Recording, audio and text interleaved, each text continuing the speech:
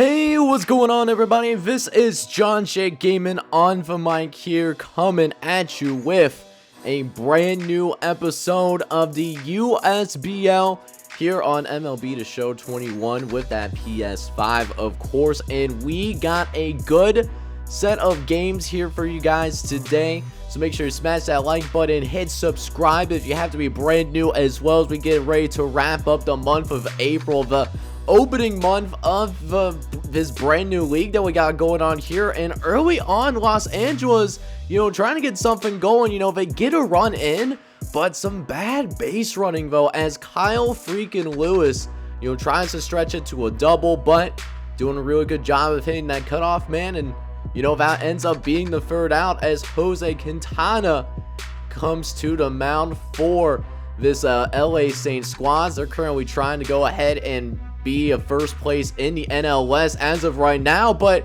not gonna get there without a fight though, as San Diego does end up responding here in the bottom of the third inning. Luis Reyes gets his third home run of this young USBL season, and just at one crack of the bat ends up making it all tied up at one apiece. But then a couple batters later ends up a double play ball. But hey, gotta give credit where credit is due. Game is all tied up. Got a nice tight game here, pretty early. Nothing like some tight ball games here in the USBL. You absolutely love to see it, as we do end up cutting into the bottom of the fifth inning, as Reyes trying to go deep 2 times in the same game, and it's gonna get there. This man only had 1 home run going into this game, and now has 3 home runs on the season, 2 of them coming in this game alone. And because of that, the San Diego Whales will go ahead and get up 2-1, as we looks like we got ourselves a double by Carlos Correa, who actually came in, with a nice, I believe, 9-game hitting streak going into this game. As now 2-1 ball game, trying to extend the lead further, but a weak pop out to the first baseman does stop the bleeding. But the San Diego Waves here in the bottom of the 5th inning are actually going to go ahead and take a 2-1 lead, as now Phil Madden is going to go ahead and come into this game. And keep in mind, this kid right here has not allowed a single run in this entire season so far. I know it's a young season, but that's pretty impressive to say the least. But Edwin Encarnacion gonna go ahead and try to change things here, batting 0-2, and will end up popping out deep to right field, but it does move the runners, and Freddie Freeman does end up scoring from third base despite being an out, in foul ball territory. But because of that, game ends up tied up at 2 apiece, as JJ Berde trying to go ahead and give LA the lead here. And it's a nice ball that's, given out for a little bit of a ride, but does not have the carry. And so that ends up being the third out. JJ Berde trying to hit that home run ball, but just didn't have the power to get it out there. And so that being said, still a tied ball game here, bottom of the 7th inning. We'll see if Danny Jensen, though, has something to say about it. There's a 2-2 count, runner on first base, and it looks like it's a ground ball that gets through the infield. Runner gonna try to get the third base, and is gonna be in there with ease, not gonna even try to go ahead and attempt to throw. So the leading run now at third base, and Luis Reyes, with 2 home runs already on the day, comes through in the clutch once again. Pop out to right field, but the sacrifice fly is going to be able to go ahead and get him in there. And Arias really putting the team on his back, man, to be honest with you. He has 3 RBIs. The Whales only with 3 runs in this game. As Carlos Correa, he's 2 for 2, tries to extend the lead further, but we get a strikeout here, though, as LA does get out of the inning. But now San Diego, now with the lead here, they're now going to go ahead and get up 3-2 now. As now LA just simply trying to stay in this game. Can they prevent some insurance runs from being scored before we go into the top of the 9th inning? As we got a little bit 1 out. Gonna try to throw the double play, but the throw is offline. That was a tailor-made double play. but the throw was completely off, and now bases loaded here as a result of the error. Anthony Johnson, a custom recruit, you know, getting some looks here in the USBL. Anthony Johnson actually making it to first base here as well, and that's going to bring in another run here as well. And the thing is, bases are still loaded out here, only one out as well, as that ball's going to get through from Danny Jansen as well, and that's going to bring in at least 2 runs.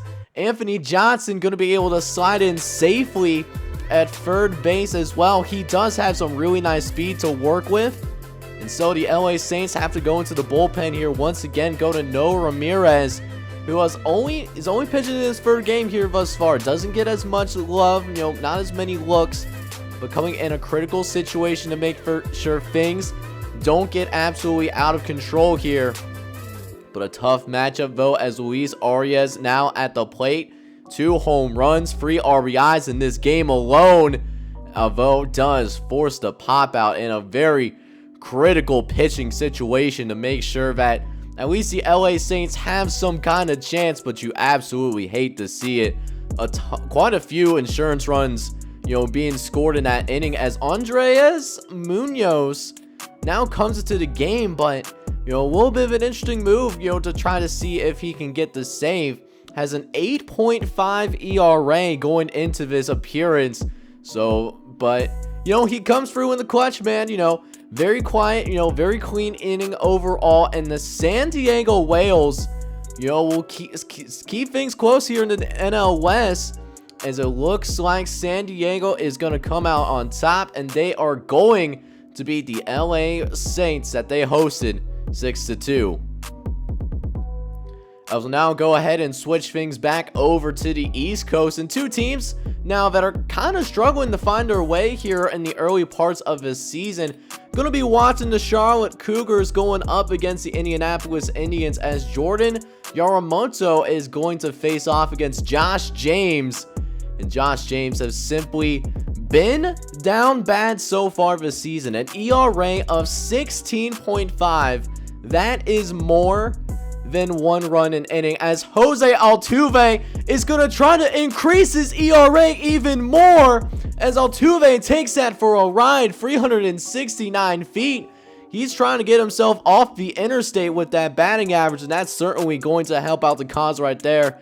A 2-run shot, giving the Indianapolis Indians an early 2-0 lead here, as Eric Hosmer now comes to the plate. He's also batting at the interstate right now, batting 188. And that's not the way to get off the interstate. A weak fly ball out to left field, but José Altuve, though, able to get a nice 2-run shot. And that's, you know, that's been an issue for Josh James. A lot of home runs, a lot of walks given up so far. He is still in the game here in the bottom of the 3rd inning. Has 2 outs, so he's almost out of the inning. But Andrew McCutchen making sure he doesn't leave without a little bit of damage, as he also goes deep out to left field. He takes it out 406 feet. His 3rd home run on the season gives him a 3-0 lead, as José Altuve will come to the bat once again. And that's almost his 2nd home run of the game, but just makes it to the warning track though, as Indianapolis continues to pour it on the Charlotte Cougars, who have struggled, and actually particularly Josh James has really struggled in this ball game. Remember, this is a team that has not necessarily been batting all that great, but the defense, you know, not necessarily helping out either. Could have jumped for it if he got there a little bit sooner, but Fred Shaver does get his very first home run of his USBL career. And finally, they will decide to go ahead and go with some good old-fashioned going to the bullpen, going to Avisel Garcia, and he cleans things up a lot easier. Gonna go ahead and strike him now, which will bring up Brian O'Keefe to the plate. He's actually 0 for 1 so far today, as Jonathan trying to get out of this inning and gets out of there clean, but not a good start for the Charlotte Cougars. I'll tell you what, down 6-0. You know, Josh James may be an early candidate to be one of the first people to be sent down. We'll just have to wait and see what happens with that at this moment, you know, because I have everything automated. You know, the only thing, I'll step in when I need to, But, you know, maybe Josh James is one of the first people to get called down after, you know, the terrible start that he's been having so far. But Charlotte does end up fighting back as Joe Votto is going to take a ball out for a ride out in center field. He crushes it as well. 444 feet. What an amazing way to get on the board here, as Charlotte does end up getting his first runs, but it's simply not enough though, as it does look like Indianapolis is going to pull it out. They're going to win this game by a final score of 6-2 against the Charlotte Cougars in order to get back to 500, as Jordan Yamamoto actually does get player of the game. But let's go ahead and keep it out on the East Coast though, as we check out this NL Central divisional matchup between the Milwaukee Beer and the Aurora Lightning. Both squads are currently out there just trying to make sure that they're not in the very bottom of the division as of right now, as Brian Sammons is going to go ahead and take the mound here for the Aurora Lightning, as William Adams is going to be coming up the bat here. A slow start for him so far, granted. Only batting .220 as of right now. Although that average might be coming up a little bit, though, as Adams takes this one out for a ride. And that's going to be a ground rule double. And that might have helped him out a little bit, at least the Milwaukee Beers, because if that wasn't a ground rule double, at least one run was scoring. I'll tell you that much. Probably would have been a triple for Willie Adams too, as, you know, guy has some decent speed and he hit it out in the right center field. You know, seeing it right there as Anthony Rendon ends up with a sacrifice fly on the very next at-bat. So that's going to be the first run of the game going to the Aurora Lightning here in the top of the first inning. As now, Dominic Smith, he's going to go ahead and take this one out for a ride here, as well as Willie Adams. He's going to try to run for home. The throw was sort of there. You know, you got to hit those cutoff mans. You know, it's straight up and down, you know. These guys, you know, some of them think that they have the arms, you know, to get it right to home plate. You know, ironically, Maxwell bailing out some of these runners because he could have been brought out. But, you know, instead, Aurora's going to take a 2-0 lead. But that will be the only 2 runs that they end up getting this inning, as the Milwaukee Beers do end up getting out of it, though. But Aurora off to a nice start here, up 2-0, as Demilson Lamet will be coming on the mound here for the Lightning. Currently, you know, not, doing okay, 3.72 ERA, much better than Joey Wendell, who is not even on the interstate right now. He is batting .088. I have not seen a batting average that low in a very long time. He is a little bit down bad, to be honest with you, but Joey Wendell getting a double, and that will help at least, you know, get that batting average up a little bit, I would imagine, as Logan Davidson will now come up to the plate here. And he hasn't been batting that much better. He's only batting .151, but he's going to get a single at the very least. Joey Wendell trying to go home, and he's safe at the plate. A tight call, but he is just barely in there. And for the time being, the lead was divided in half, only down 2-1, as they're trying to go ahead and try to move the runner along, and it looks like does end up going in there, as Logan Davidson gets a really nice jump on that, you know, going max speed of 20 miles per hour. Catcher not too bad of a reaction, almost got him out, but, you know, almost only counts in horseshoes, hand grenades, and nukes, as Clint Davis, he's going to try to take this out for a shot as well, gets it out to the warning track. Anywhere else in that ballpark, that was going to be a home run, but because it was hit there, you know, it's the third out. But still, you know, not too shabby whatsoever, as the Aurora Lightning now only working with a 1-run lead. But Willie Adams trying to get it back, though, as he takes it out to left field, and it is gone like a girl in a country song. Home run for Willie, and the lead is back up to 2 runs here, as Anthony Rendon trying to get on base here, batting .261. And he's just barely going to get on bag. Brian Simmons with an error. Hopefully that doesn't come back and bite him. As 2 batters later, Corey Dickerson back at the plate once again, batting 1 for 1 on the day so far. Does end up striking out, though. He was caught with the check swing Pretty sure it was going to be a strike anyways, but it is what it is. As Kiki Hernandez now at the plate, he asks Kiki, do you love me? You'll certainly love this hit as Anthony Rendon trying to go home, and he gets there. Throw was just offline once again. Like I said, man, you got to hit that cutoff, man. How hard is it to do? You got to be joking me right now. As Brian Buxton, he's going to go ahead. He's up to plate now. He's known for the speed, but he's got the bat as well. You know, showing that potential as a power hitter, he certainly has the size for it. And the starter actually gets knocked out extremely early. So Kenyon Middleton now trying to clean things up here in the third inning. He's going to have to go for a very long period of time here.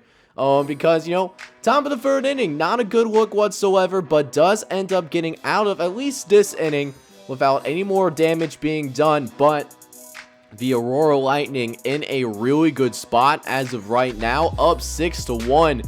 And they even have an opportunity a couple innings later to add some more runs on top of it. Depends on what happens right here, as there's another ball taken out deep to left field, and that's going to be another home run. Corey Dickerson going to go ahead and get another solo shot. So now a 7-1 lead for the Aurora Lightning. As now 2 outs, going to try to get it past the center fielder. Had to leap for it a little bit, but only 1 run scored this time around. But Corey Dickerson with another really nice hit. That ends up being a home run this time around. And it's up 7-1. So the Milwaukee Bears just in a really tough place right now. They are in between a rock and a hard place. But this will help him out a little bit. A free run shot, though, by Alex Bregman. That is the 5th home run of the season. As the Lightning will go to the bullpen here. Steve Shishek going to go ahead. He's going to try to clean up this 8th inning here following that free run home run. He has not allowed any runs yet in his 4 appearances. And he looks like he might be trying to repeat that here. Ends up striking him out. We'll see if he can go ahead and strike out Clint Frazier as well here as a 2-1 pitch is coming. Just a weak ground to the shortstop. Pretty routine. Should be the final out. And it does end up being just that. But Alex Bregman, at least, you know, getting them back in this ball game a little bit. Still down by 3 runs. As Ryan Pressey will now step into the game. Has 2 saves and 3 opportunities so far. And this will be his 4th save opportunity here thus far. As he starts out with Mitch Moreland at the plate here. 2 balls, 2 strikes. Ends up getting him out and makes him 0 for 3. Which brings up Stephen Piscotty, who has certainly struggled over the course of this series. Only batting 1 for 9 in the series. But a well-timed hit here as it's down the right field line. Gets to the wall. And it ends up being a double. The Milwaukee Bears not giving up just yet, as it's the third double of the game for Stephen Piscotty. Is now Joey Wendell, who just got himself back on the interstate here. He's going to try to move a runner here, as a couple batters later, bases end up being loaded. Does end up flying out, but it looks like it's going to be just enough. Oh, that was almost the 3rd out. That could have been the dagger. But for now, the Milwaukee Bears stay alive. And the game-winning run here is now at the plate. Can Logan Davidson be the hero here? Full count. Ball's hit really hard, but right to the right fielder. Yeah, absolutely hate to see it, but that's the game of baseball sometimes. Sometimes you're going to have a really solid hit, but it's going to go right to a fielder, and that's exactly what happened here.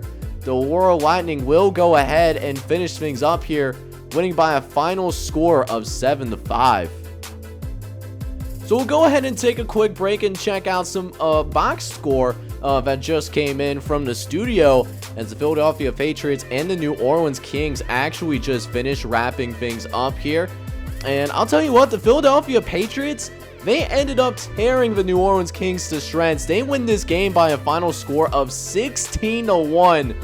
Jose Peraza out there playing a really good game, ended up going 4 for 6, had a home run and a double, and Jameson Taillon does end up getting the win. Meanwhile, keeping it back out on the East Coast as the Memphis Bobcats are getting ready to go to work against the Washington Senators. As it looks like the Washington Senators, they've been doing really good in this series, particularly on the offensive side of the ball. Batting .369 as a team, that's really good company. That's going to win you a lot of ball games when you win like that. So it's going to be up to Homer Bailey, who is going to end up getting the start here for these Memphis Bobcats to try to see if they can go ahead and slow down this Washington Senators offense just enough. But it looks like they're just going to keep the good vibes going here as this one's taken deep to left center field. And Mitch Garver, who hasn't even hit a home run yet this season. There's always a first for everything here, man, especially these early episodes of a new sim league. Mitch Garver gets his first of the season here. 2-run shot here as well, as the catcher does make it a 2-0 lead here early for the Senators. As we'll cut to the top of the 4th inning, Gerard Concepcion trying to even things up here potentially, but it's going to be a steal instead though, and it looks like the runner is going to be safe. Kevin Kiermaier going to get his first stolen base of the season. He gets moved to scoring position, though Encarnacion is not going to get on base himself. So 2 outs and got a base hit right up the middle, and that stolen base that we just showed earlier ends up paying off for the better man, able to score from second base. That would not have happened if he didn't steal it earlier. And so, nice, smart way to go ahead and manufacture a run here. And they might be manufacturing another one here as well, as this game might be all tied up depending on the throw. Just can't get it in there in time, unfortunately. And that looks like Jimmy Nelson is actually going to get pulled here really soon. Not having any of it, doesn't matter. These USBL managers quick to pull out the starting pitchers, it seems like. But it's just a chat. Jimmy Nelson will remain in the game for the time being. Facing a 2-1 count here, as trying to get out of this inning without allowing any more runs. Ball hit out to center field, but doesn't really go anywhere for the time being. And Memphis Bobcats do end up striking back. They make this game all tied up at 2 apiece, as Homer Bailey will eventually be knocked out of the game. Nick Ramirez will step in here in the bottom of the 5th inning to try to keep things close, as he will be facing JD Martinez for his second at-bat of his appearance. And he sends this one out to right center field. That's going to the wall. There's going to be a runner that's going to score, and the Washington Senators are going to be taking a lead right here, and that's going to make it a 3-2 ball game. As now, next batter, Michael Conforto at the plate. Full count.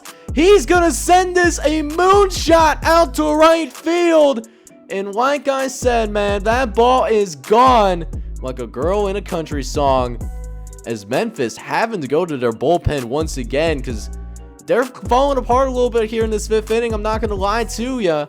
And you're going to also face Mitch Gardner, who's 2 for 2, but just narrowly misses that one. So that's a pop out to the catcher.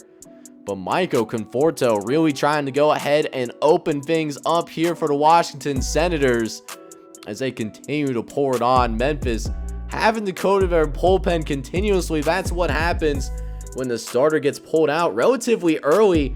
Gotta get all these relievers involved just to make it through the game. 9-inning game could be a really long time, as double play, that's something you really like to see. But at the same time, though, it's another score. You don't like to see that, as Washington will continue to go ahead and build their lead.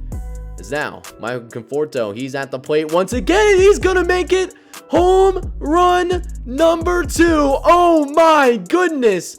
He sends this one even farther than last time. 438 feet. They do end up getting out of the inning eventually, but man, not a good look whatsoever. Washington now really pouring it on, up 8-2 now.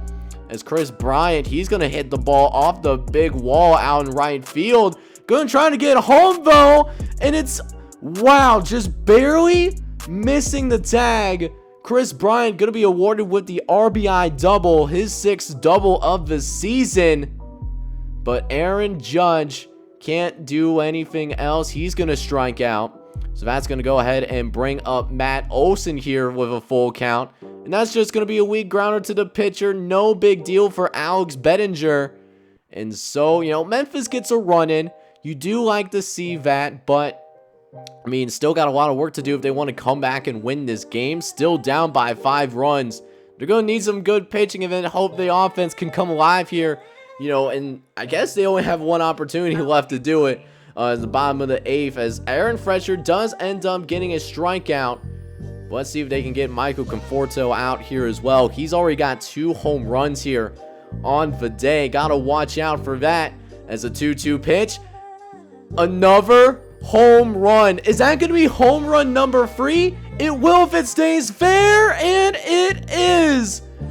3rd home run of the day, and this one's for 420. And that bat is surely blazing with the kind of performance that Michael Conforto is certainly having here. Really carrying this Washington Senators offense. He's been credited with 5 of the 9 runs that they have scored here today, all by himself, outscoring the Memphis Bobcats baseball team. That is an insanely good performance. But I'll tell you what, man, these Bobcats, they're certainly not going to give up just yet, as there's a run that gets in. So that's going to go ahead and bring it down to just a 5-run game. Let's see if Chris Bryant can also bring him home, though. 1-1 count here. Nobody out just yet, as Chris Bryant, he's going to send this one deep, and that's going to get over the massive red wall. A home run for Chris Bryant, homer number 7. And so the Memphis Bobcats are back in the game now. Liam Hendricks will now be stepping in and will be facing Giancarlo Stanton. They got a couple of big name players, Giancarlo Stanton, Chris Bryant. So I'm surprised that Memphis has been kind of struggling with the amount of star power that they have on this team. You know, it just goes to show that maybe the flashiest names might not always get the best results. And I think we're seeing that live here in person, as this game is now over. Memphis gave it a good ride. They tried to come back. They really did. They gave it their hopes, gave it their dreams, but just wasn't enough. Could not overcome the performance of Michael Conforto. He had his best game yet in this series. 3 for 4, 3 home runs and 5 ribbies. As we'll now switch over to the AL Central briefly, as the Chicago Freeze and the Columbus Jets are going to go ahead and face off against each other. The Chicago Freeze actually looking like they might be trying to go on a little bit of a run here, as it looks like we'll take a look at each of these pitchers going up on the mound. Alex Wood struggling a little bit here. He is 1 for 1, but with a 5.29 ERA. You know, that's simply not acceptable for a starting pitcher, but you know, again, it's still really early. We'll see if they get it down, both these pitchers. And right now, the way that they're doing right now, they're doing pretty good, as we're here in the top of the 4th inning right now. And as I was talking about the pitchers, I might have just jinxed them a little bit. I'm surprised that wasn't ruled a ground rule double. I thought that got over the wall here. Not that it really would have mattered. Still ended up being a double. Just surprises me just a little bit, but hey, it is what it is, though, as Andrew Vaughn is up to deck. Let's go ahead and check out the at-bat for Kyle Hirozaki, as he's going to end up, he's going to get a bloop single. That's going to end up dropping, and we're going to finally go ahead.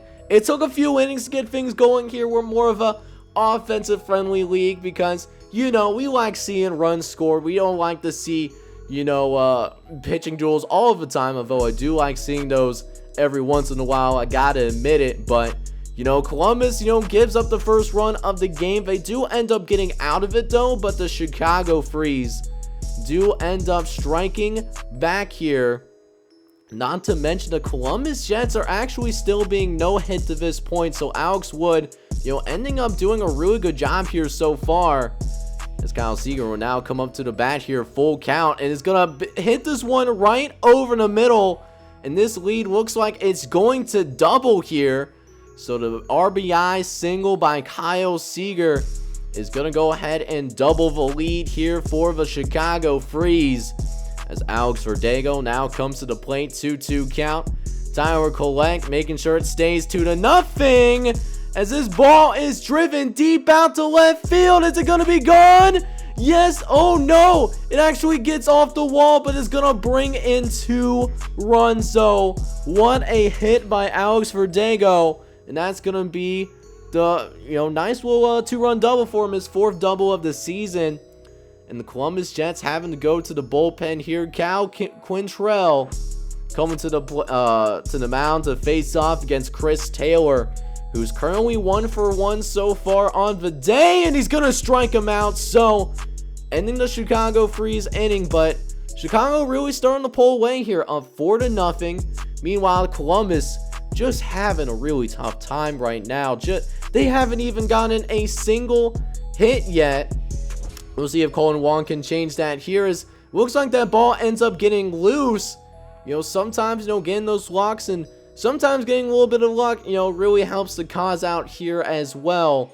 And Colin Wong does end up walking here as well. So Kevin Pillar going to go up and face against Alex Wood. And we finally see the first hit for the Columbus Jets is going to end up bringing a run in. So Columbus finally gets his very first hit of the day, and they also get the very first run of the day as well. As the Chicago will now go to the bullpen here. Ian Kennedy, one of the notable veterans in the USBL. Not the best relief pitcher in the world, but he is a veteran. Gotta love having that veteran presence around. But we'll get a little rattled here early on, but we get us out at second base.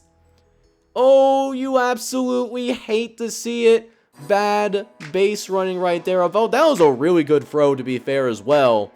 As Ronald Acuna Jr. now coming to the plate. He's 0 for 2 so far on the day. The pitch is underway. He's going to try to take this out for a ride, but right to that center fielder, though. But hey, Columbus actually got some hits.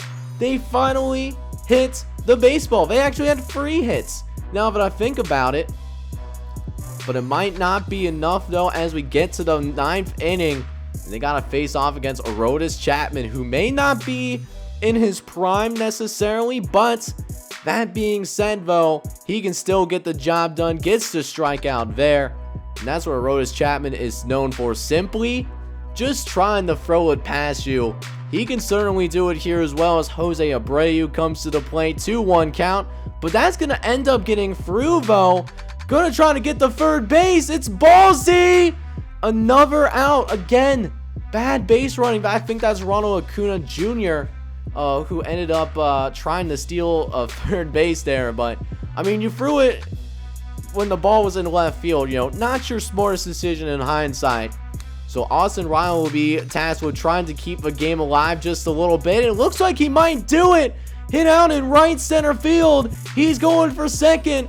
Runner going home. This would make it just a 1-run game. And man, oh man, things are getting really interesting now as Aroldis Chapman gonna blow this save. We'll just have to wait and see here as the Columbus Jets do end up making a substitution. Earl Robinson now he'll be subbing in as Ron Batista, who's been 0 for 3 today as well as 0 for 7 in this series, will be trying to get his first hit of the series in a clutch situation, but hit right to Aroldis Chapman. It's an easy out, and it was a spirited comeback here for the Columbus Jets. But that being said, they could not get over the offensive woes that they have been facing as a team for the majority of the game, and the Chicago Freeze are going to end up winning this game 4-3, and Alex Wood does end up getting player of the game. Aroldis Chapman gets his 8th season, and then Tyler Mahle with the loss being credited to him. So the next matchup that I have for you guys here today is the Las Vegas Lounge Lizards taking on the Baltimore Stone Crabs, who not only have a similar record, but they also have a similar batting average as well. Both teams batting in the high 250s. So this is going to be at least quietly a pretty interesting matchup to watch out for, as Cody Bellinger, he's going to get this grounder past the third baseman, and looks like he's going to try to stretch it out to the double, and somehow being safe at third. I'm surprised that out didn't happen at third base, but Cody Bellinger does end up getting his third double of the season, as Miguel Sano now comes to the plate. He hasn't been doing so hot as of late, only batting .232, and while not necessarily getting the job done here, it looks like he's going to go ahead and get the first run of this game. So, you know, didn't even take very long, unlike in the last game that we just ended up witnessing, where we're here in the top of the first inning and we already seen a run being scored, but that will be the only run that ends up being scored, it seems like, as the third out happens on literally the very next at-bat. So the Baltimore Stone Crabs, they'll get to go up to bat for the very first time, already down by 1, and we'll be playing up against the Aton, who has a 2.2 ERA as of right now. Can't get anything going just yet, but it's still early though, as Travis Denard gonna go up to the plate, batting .333 so far, off to a nice start. It is only gonna heat up from here. He takes this out deep to left field, and it is gone. He lit that ball up like a Christmas tree, able to hit that out. 429. Is now a few batters later, Josh Jung coming to the plate. One of the top 50 prospects here in the USBL here, but, you know, gonna strike up in that at bat. So that's going to end up being 2 outs here as they get back to the top of the order already, as Kyle Tucker, you know, trying to go ahead and try to extend the lead a little bit, but, excuse me, just burped. That's exciting. Travis Denard ends up getting the home runs. It's only a solo shot, but it still adds up runs onto the board. As Baltimore actually struggling a little bit here in this game. Paul Sealed actually having to come in here as we cut to the top of the 6th inning. Is Miguel Sano at the plate here with a full count. He's going to send this one a nice shot out to left field. As Miguel Sano, he's going to try to stretch this out to a double. It's going to be close, but the throw is offline. Miguel Sano sliding into second base and ending up getting to third here eventually, as Travis Denard is back at the plate here once again. With runners at the corner, nobody out. It looks like that run might be able to get in there. As they try to run the double play, Denard ends up being safe as Miguel Sano able to get home. It is now a 3-0 lead here, as looks like the bullpen for the Baltimore Stone Crabs is struggling a little bit here, facing off against Chad Duagana, the man with a long name. Actually, with a little bit of an error out in right field, that's going to create an opportunity for Travis to get into third base, and he's going to be safe as well, which brings up Josh Jung yet again. He's been 0 for 2, but maybe this is his time to shine, no. And it looks like it's going to be a double play with bases loaded too. So a little bit of a loss opportunity there, unfortunately, but Las Vegas does end up adding another run here midway through the 6th inning. But maybe this is the wake-up call for the Baltimore Stone Crabs to finally go ahead and wake up a little bit on offense. They only have 2 hits, at least to this point. You know, this is a pretty decent batting team going into this game, but maybe when the bats are cold, force them to make tough throws. That's why it's important to always hustle, forcing the error, and now got runs at the corners. And Robinson Cano here, all it takes is one swing in the at-bat, and that could go ahead and tie this ball game up, or gonna be a wild pitch that's gonna bring in the very first run of this game.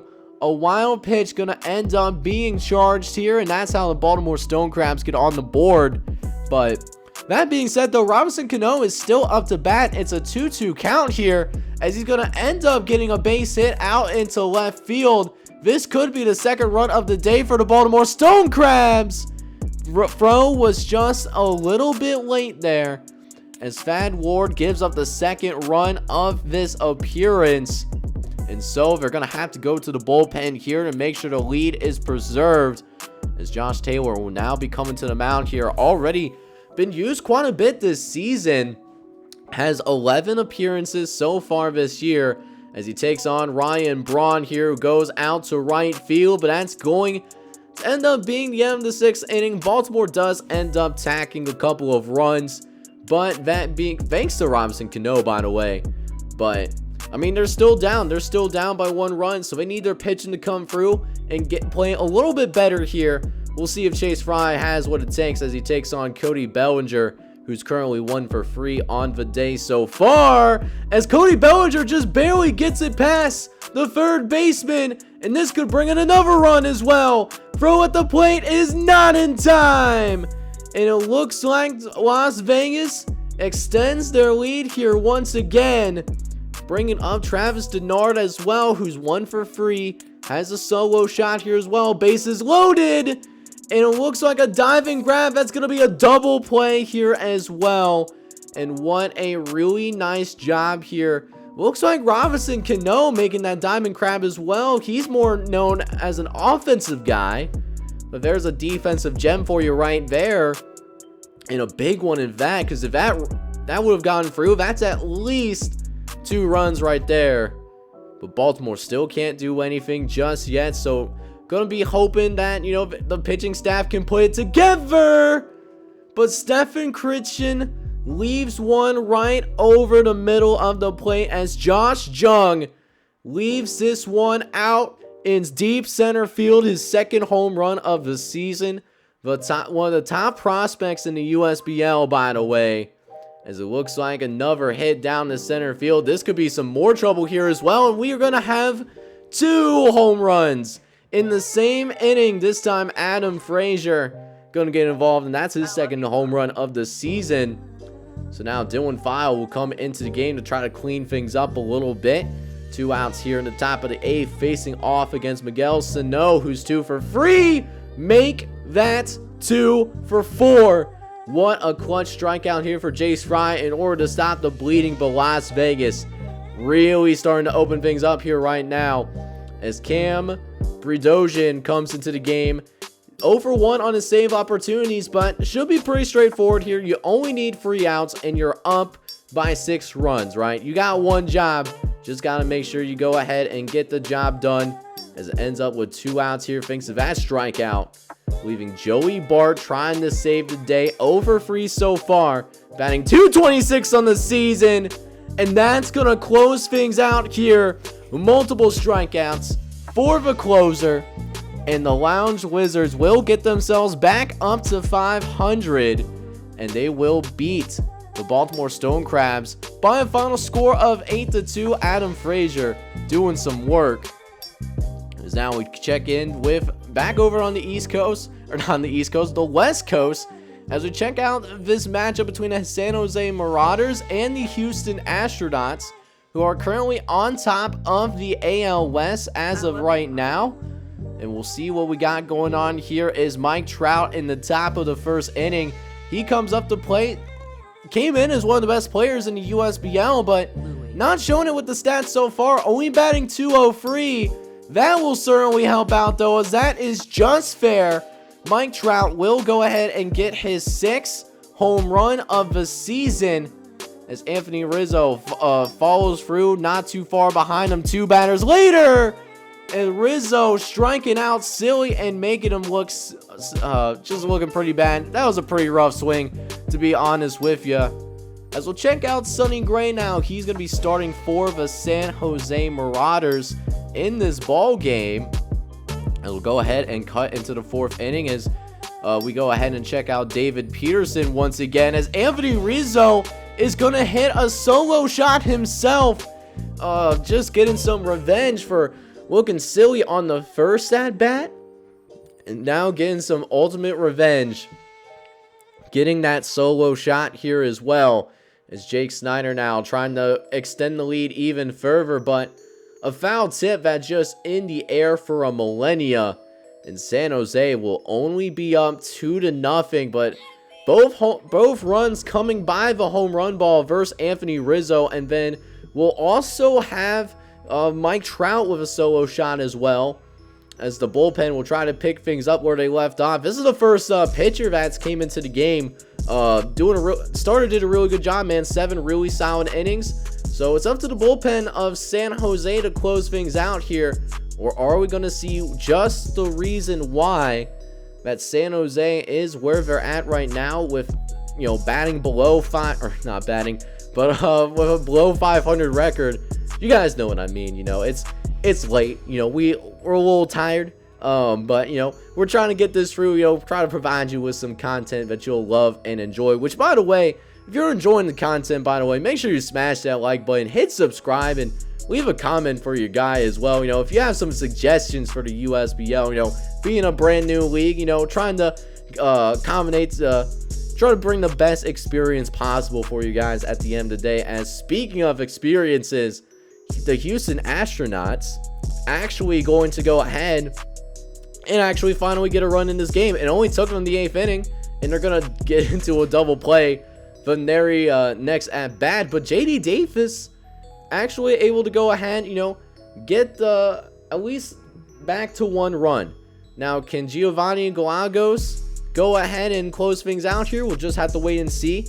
He has not blown a save yet here, but Luis Robert could play hero and get the game-winning run in, and it's gonna be a strikeout. So now only 1 batter left. Delano DeShields Jr., who came in as a pinch runner, has to come in and play hero himself, batting 133, and he can't come through, and San Jose pulls the upset on the Houston Astronauts. We have a little bit of a pitcher's duel here. You know, don't get those very often, you know, as we should. You know, we love some scoring here, but Sonny Gray ends up getting player of the game.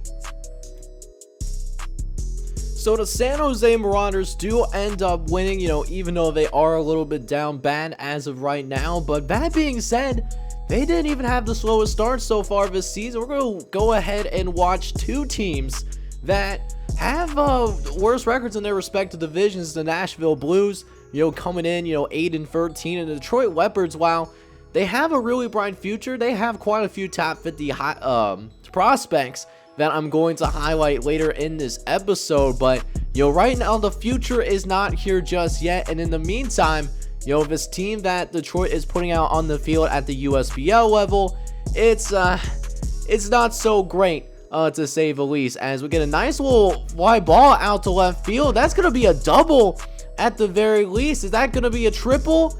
Maybe not a triple. Getting a little bit too excited right there. But that being said, Kyle Schwarber does end up getting a triple, or not triple, but a double, as that's going to be the first time someone actually gets into scoring position the entire game thus far, and the Leopards going to actually take advantage of it here. Kyle Schwarber going to be able to go ahead and get himself home, and Kyle Schwarber going to go ahead and give the Leopards a 1-0 lead here in the bottom of the 4th inning. Could be extended out even farther depending on how this at-bats goes, but strikes out looking.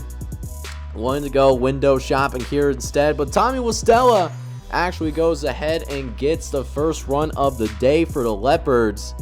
As now we switch over to the top of the 5th inning. Marcus Stroman still in the game so far for the Detroit Leopards, but could be in some serious trouble here as that ball is taken out to right center field, and does end up being a stand-up double.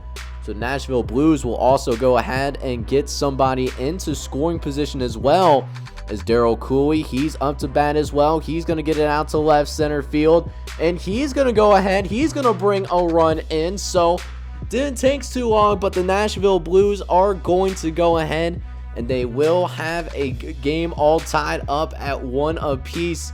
The battle of the bottom dwellers, you know, trying to show as much love to these 30 teams as possible, which granted, but these teams are not very good, and I wouldn't be surprised if they don't get much love throughout the USBL season when it comes to, you know, getting some matchups here in the episodes. Maybe it'll get some box score love, but we'll just have to wait and see what happens with that. And it's still early as well. Maybe one of these teams will go ahead and turn it around.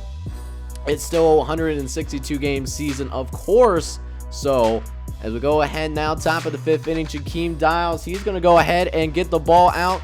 Almost, it does end up beating it out with, you know, first and second. So an error could be leading to another run here potentially. We'll see what Eric Gonzalez has to say about that. Batting 1 for 2 so far in the day. Had a single in the previous inning. As Gonzalez, he's going to send that out to left field. It's a blooper, and that's going to bring in at least 1 runner home. It could be 2. Gonna try to challenge the throw, and even with 99 speed, gets him gunned down. And only one run will score, but the Nashville Blues, even with that, will be up 2-1. But we'll see if Nashville has what it takes to hold on to this lead as Tommy CANO comes into the game. Granted, has not allowed a single run yet in this ball game. He's going to come in here in the bottom of the 9th inning, trying to close things out as Ibarra ends up striking out, which does end up bringing up Nick Senzel, who is a younger player, has some potential going forward, but not completely there yet. He's going to end up striking out, slinging as well, which leaves Marte at the plate, batting 0 for 3 so far in the day. And what a way to close the game, striking out the side to end this game. And the Nashville Blues might be a little bit closer to getting back on track. They win this game by a final score of 2-1 as Tommy CANO gets player of the game. So the thing about the Detroit Leopards and the Nashville Blues is that neither of them actually have the worst record in the league. That actually belongs to the Denver Bald Eagles, who go into this matchup against the Phoenix Firebirds only 5-19. Even with the fantasy draft, still, I guess it seems like some teams that have talent and teams that maybe either aren't meshing together very well or just went with a more win later approach, trying to go for the future a little bit more than going with the winning now approach. And not rocket scientists, don't need to be a rocket scientist to figure out why Denver has really struggled thus far. They haven't been able to hit. They're only batting .228, and then their ERA 5.69 as a team. Those are both bottom 5 in terms of teams in the USBL so far. And even right now, Phoenix already has a 1-0 lead, and we're not even done with the first inning just yet, as we do end up having a double play. That's a nice little play on defense, but Juan Soto does end up getting a run for the Phoenix Firebirds, as Jeff Samardzija is officially on the mound here for Phoenix.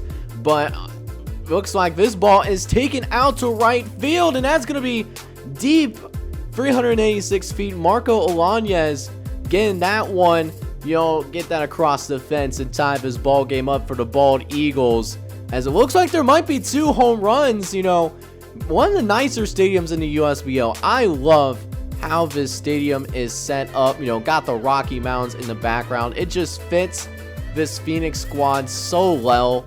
Just having those canyons, even not the Grand Canyon necessarily, but just a great looking stadium overall. You absolutely love to see it. And you also would love to see Jeff Samardzija getting a strikeout here, as well as the Denver Bald Eagles trying to give him a game now. They're up 2-1. But Kyle Farmer might have something to say about that, though, and he's going to take this one deep to center field. It might carry out of here, though, and it's going to be just over the head of the center fielder. This could be some trouble. Kyle Farmer rounding third. He's trying to go home, and inside the park home run. Oh, my goodness. You can't believe what I just saw right there. Oh, my goodness. One thing be able to hit a home run, but an inside the park home run here as well? You have to be kidding me, man. You can't be serious right now. And Phoenix, they're going to continue to pour on, even with getting somebody out of the bullpen to try to stop the bleeding a little bit. Chris Stratton can't get the job done necessarily. So after that solo inside the park home run, that's going to go ahead and make it 4-2. And it might be 5-2 after that single out to left field, depending on how this throw is. The throw was actually pretty close, but it's going to be safe. Phoenix goes ahead and adds another run on the board here once again. And look who's back at the plate once he got his oxygen, going after running those bases as hard as he was. As he actually ends up drawing a walk here on Chris Stratton. And that's going to walk a run in. One of the worst things to see, maybe as a pitcher, besides giving up a grand slam, maybe. But Austin Nolan at the plate, though. He's going to hit a ball out pretty hard, but right to the shortstop, though. Phoenix eventually done with their inning, but 5 runs in an inning. You absolutely love to see it. They're now going to be up 6-2 here, and they have the opportunity to maybe extend this lead even further as another reliever comes in who has struggled a little bit so far in the year. Maybe George Soler can take advantage of it. As a full count here, he takes one deep to center field on the full count, and it is gone. Another home run for George Soler. That's the 7th home run of the season, and it's also the 7th run of this game for the Phoenix Firebirds. And it could be another home run here. It almost was. That almost was out of there. A few more feet, and he certainly would have it. But instead, I'm sure Gio Ursula is not going to necessarily complain about a double. You know, that's still really good to see. As next batter, Juan Nicasio strikes out. That was Kyle Farmer. As that will bring up Austin Noah to the plate. He's 0 for 2 so far on the day. But a nice base hit out to right field. That's going to bring Ursula home, as center fielder hasn't even thrown it yet, hardly. As that's going to be an easy run for Phoenix to bring in, and it's another one. 8-2. They continue to pour it on. The worst team in the USBL, at least record-wise. I don't know if they have the worst ratings necessarily. I think that still belongs to Memphis, but you know, Memphis is at least competitive. This Denver team, not so much, man. And if they play like this over the course of the entire season, it could be a really long year, and they could be going straight for the #1 pick in the USBL draft next season, because of course, you know, couldn't change the fact that the draft is in the middle of this season, which, by the way, you know, it's not too far away. You know, after, you know, the month of May, you know, gonna be looking at the you know, the USBL draft episode. So like after this episode, there's gonna be a couple more episodes after that of gameplay. Then we're gonna go right to the draft and see, you know, some future stars being drafted on the various teams. Sure, Denver could use one of them, but with how this year it's going to be randomized, they might not even get a blue chip guy in this draft. You know, it depends on how the chips fall ultimately. Denver just not in a great situation right now. You know, whatever they did in that fantasy draft, it did not work out for them whatsoever. Like, literally, nothing has worked out for Denver. That's the only way to explain it when you're 5-19, you know, even with that many games being played. But again, you know, it's still early in the season. Anything could happen, and dare I say it, Denver is even trying to go ahead and fight back here as they get a 1 run on the board. But I mean, you need to get 7 more. So, and there's only there's 2 outs already. Luis Garcia, we'll see if he can do something, and ends up getting a blooper out. So hang on here, we might have ourselves a little bit of a game. It's only a 5-run difference. Still, Phoenix probably has like a 99% chance of winning the game. Trying not to freak out just yet if you're a Phoenix guy, as now Phoenix will actually make a change here. Adam Morgan's going to come into the game with an 8.38 ERA, but at the same time, you're asking him just to get 1 out. I mean, how hard is it to get 1 out? Apparently, kind of hard, actually. Marco Lañez, he's going to get a hit, and that throw, if it was online, that would have got him by a mile, but the throw was off target, unfortunately, so another run gets in. Marco Lañez gets an RBI, and so Austin Meadows comes into the game now. 0 for 4 so far on the day. Still down by 4 runs here, as Meadows, he's going to hit the grounder up to the second baseman. And Phoenix, you know, got to give credit where credit is due. Denver really tried its hardest to go ahead and make a rally, but I mean, that deficit was just way too big to overcome, and Phoenix is going to go ahead and win this game by a final score of 10-6 in this ball game. All right, guys, so without about a month of baseball went by here in the USBL, and a couple of things I want to show you guys now. I want to show you the top prospects currently here in the USBL and going into season #1, and then we'll also go ahead and take a look at the standings, you know, for not only each division, but, you know, the wild card race. You know, how are things shaking up after 1 month of baseball so far? So that being said, you know, this is the list of the top 50 prospects in the USBL, and some of them are already at the USBL club. The biggest example is Corey Lee, who is currently shown as the #1 prospect in the entirety of the USBL, and not doing too bad. He played in 12 games thus far. Bat 278. No home runs yet, but has a few RBIs to his name. So, really like to see that, and especially on a cheap deal too, only worth $80K according to the contract. So, Corey Lee, doing some good work for the Nashville Blues as well. But that being said, he's not the only top 50 prospect that's currently at the USBL level. Another example is closing pitcher Richie Burrs, who is on the Detroit Leopards. Only 20 years old, has played in 8 games thus far, for the Detroit Leopards, but, hasn't really done that great of a job so far. A 5.06 ERA, 6 strikeouts, 1 walk, and 5.1 innings pitched. He does have 1 save to his name, but has also blown a save though, so he's 1 for 2 on save opportunities so far this season. Another USBL prospect, the youngest, one of the youngest players in the USBL right now, is Thad Gonzalez over on the Minnesota Ducks.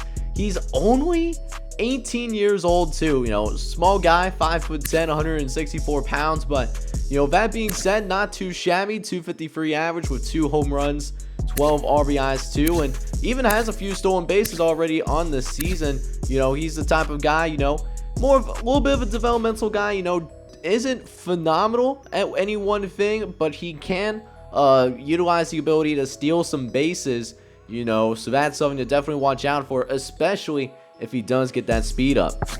Over on the Jacksonville Suns, the number 10 prospect, Alex Manoch, who's only 22 years old, actually born in Florida, playing in his home state, so you certainly love to see that. Has started in 5 games so far, 2 wins and 3 losses, on his name. He's a rookie, man. There's nothing really else to say. 4.1 ERA, 21 strikeouts, 8 walks. Not too bad. I'm trying to see. He does have 3 quality starts so far, which, I do really like to see, and only has hit 1 batter so far too. So, the control is starting to get there slowly but surely, but definitely, a good velocity guy, has some good stamina. Over on the Washington Senators, number 13 prospect, Bryson Scott. He is a 22-year-old from the state of Nevada, and right now, he's having a hot start to his USBL career. Batting .369, a home run, and 7 RBIs. One thing that he does a really good job with is getting base hits. He already has 6 extra base hits, not even counting the home run thus far. And, on top of that, he's not a bad defender. He's actually a pretty good defender, all things being considered. The 79 speed certainly helps, and he'll only get better. The contact numbers certainly increasing, and, he's having a good start to his USBL career because of that. Back over to the Detroit Leopards, the number 18 prospect, Noel Marte, only 18 years old, already with the USBL club. Showing that maybe he should have spent a little bit more time down in the minor leagues a little bit, get a little bit more work in the minor league systems. Only batting .207, struck out 24 times in 87 at-bats. That's not a good look whatsoever. His contact against right-handed pitchers is actually dropping a little bit, but he does have a good arm, and he does have some good speed as well, and he's only 18 years old, so he still has a lot of room to grow. Speaking of players that still have room to grow, Mackenzie Gore, who's a starting pitcher for the Seattle Pilots, the 20-year-old, actually improved his overall a little bit already. He's already up to 69 overall. Nice, you'll love to see that. As for his stats, not too shabby, man.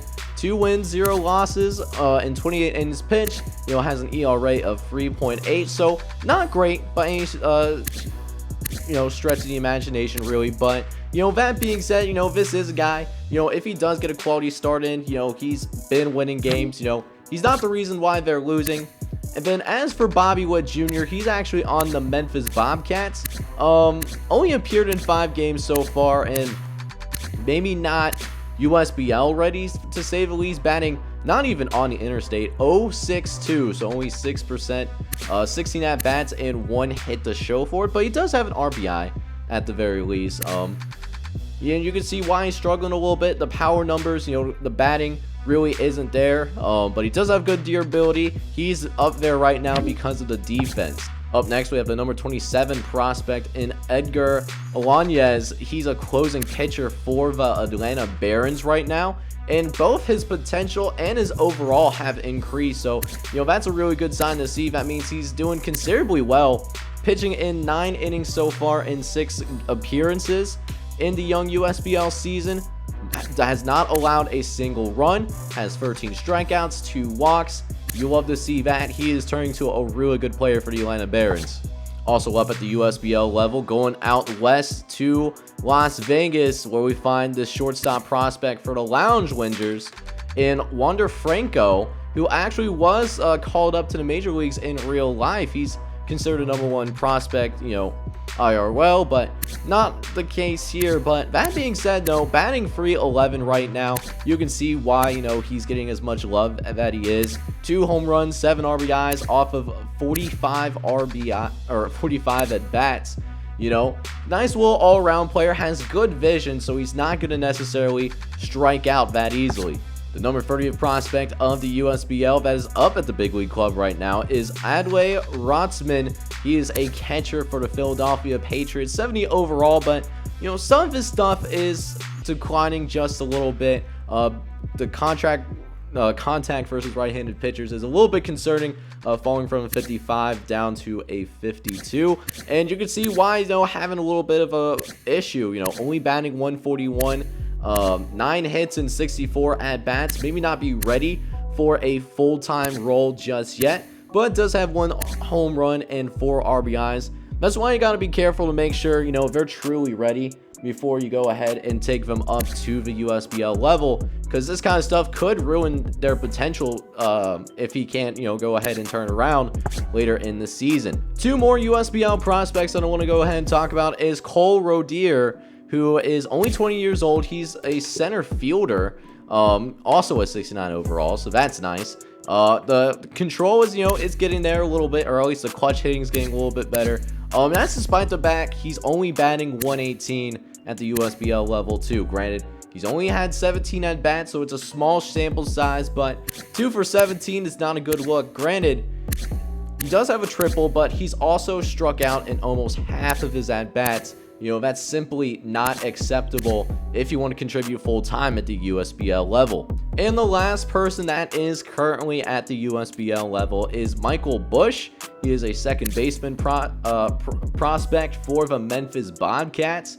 70 overall guy as well. Not doing too shabby. 250, 2 home runs, and 4 RBIs. Also have only struck out 5 times, but managed to draw 4 walks, so the on-base percentage looking pretty good at .357. I really like to see that overall for this young fella, especially with this being his rookie year.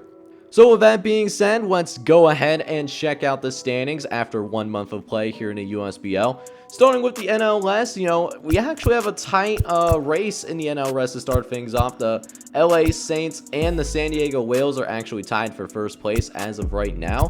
But the San Francisco Seals are surging just a little bit. They've won their last 3 games. But the biggest story here is the Denver Bald Eagles. They might have one of the worst records in the league right now, 6-20. Trying to do the competitive balance thing, through the fantasy draft. But Denver, right now showing that they did not do a very good job of that whatsoever, with potentially one of the worst records in the league. Over in the NL Central, though, and it's, still also a tight race, though, coming down between the Louisville Colonials and the Indianapolis Indians. The Colonials with a half-game lead, Louisville up half a game on the Indianapolis Indians. The Aurora Lightning also have a positive record as well, 13 wins and 12 losses, with the Milwaukee Bears, and the Memphis Bobcats not too far behind, 10-16, but it's still a respectable record, and doing so despite having really low expectations. They had the lowest rated USBL squad coming into this season, but at least for right now, they are being competitive. Rounding out the National League, we got the East Division, where the Philadelphia Patriots are leading things right now. They are up with a 17-10 record after 1 month of play. There are a couple of other teams, though, that are above 500. The Washington Senators are currently 14-11, and the New Orleans Kings finished the month of April on a high note. They win 4 games in a row. with the Charlotte Cougars at 11 and 15, and the Jacksonville Suns. Up next now, we go over to the American League, starting with the West Division. And the Houston Astronauts, despite the fantasy draft, they're off to a nice little start here, 16 and 10. They're leading the division after 1 month, though. The San Antonio Outlaws, though, are certainly struggling. One of the worst records in the league, though, 9 and 18, so you hate to see that. The Seattle Pilots, Las Vegas Lounge Wizards, both above 500, and the San Jose Marauders doing a decent job of at least being competitive for the time being. Moving forward to one of the best records, I think these guys have the best record in the league right now, the Minnesota Ducks. They are off to a really fast start right now, not necessarily getting some love from, national TV audience, but they have a really good team that's led by Fernando Tatis Jr., 19 and 7, that's not accomplished on accident, and they finished this month winning 3 consecutive games. The Chicago Freeze trying to keep up, but they're already 3.5 games back. They're 16 and 11 and won their last game. The Columbus Jets, though, are starting to fall off just a little bit, though. They finished the month of April on a 3-game losing streak, so they're 10 and 15, now being tied with the Nashville Blues, who've also kind of struggled for the month of April. And then in last place is the Detroit Leopards. They're 9 and 18, but this is also a team, they have multiple top 50 prospects. The future is bright in Detroit. Last division that I want to go ahead and talk about is the American League East. And this is one of the best divisions in baseball. There's only one team that doesn't have a 500 record or better, and that's the Baltimore Stone Crabs, who are only 12 and 14, so that's not even that bad. The Cleveland Rockers, New York Knights, the Atlanta Barons, and then the Boston Quakers, they all have records over 500, which, is really nice. Could turn out to be the most competitive division in the entire USBL. But the Cleveland Rockers still have a nice early lead. They're up 3.5 games on the rest of the division with an AL East best 17 and 8 after the month of April. So guys, that is actually going to wrap up the late April action here in the USBL. If you're enjoying the content, man, make sure you smash that like button, as well as hit subscribe if you do happen to be brand new as well. Next episode, we will show some games from the first half of the month of May. It's going to be a good one, man, so make sure you smash that like button, hit subscribe if you're new. This is John J. Gaming on the mic signing off, but hoping you're all out there having a wonderful day. Take care, everybody.